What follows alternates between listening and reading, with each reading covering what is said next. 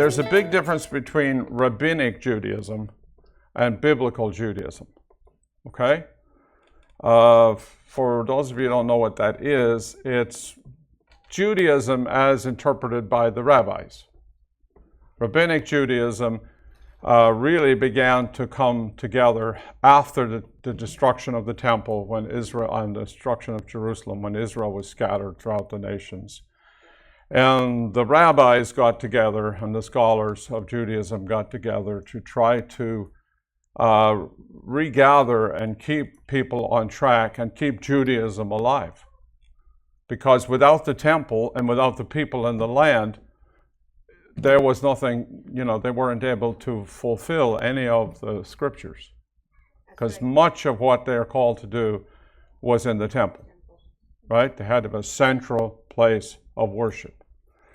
And so, like, for example, instead of bringing sacrifices now, like physical sacrifices, doing good works became sacrifices. So they reinterpreted a lot of things. And what people don't realize is much of what they did was to counter Christianity. They took out verses that they were used to reading and they stopped reading them, like Isaiah 53 and lots of passages, Daniel, were all taken out because they were used by the Christians to show that Jesus was the Messiah. Amen. So they weren't taken out of the Bible, they just stopped reading them. They took them out of all the prayer books and all of the celebrations. And many, many Jews have never heard those scriptures. Do you know you can open the Bible without the New Testament and preach the gospel? Absolutely. Yes. Can you do that?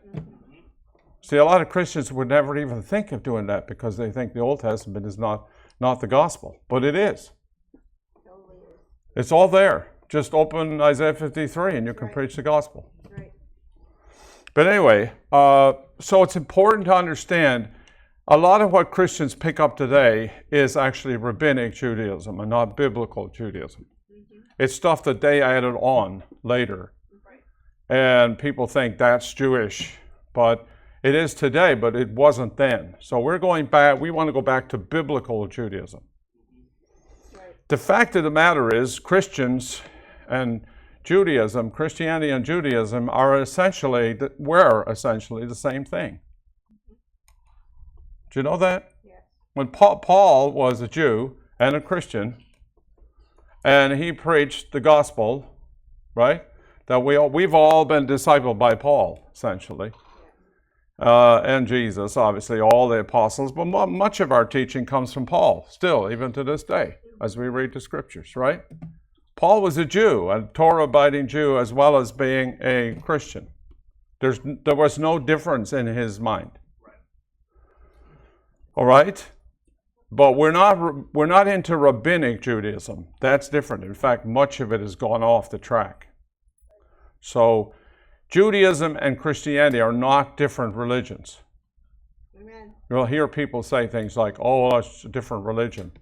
Some people even think Catholics and Christians and Protestants are different religion. They're not.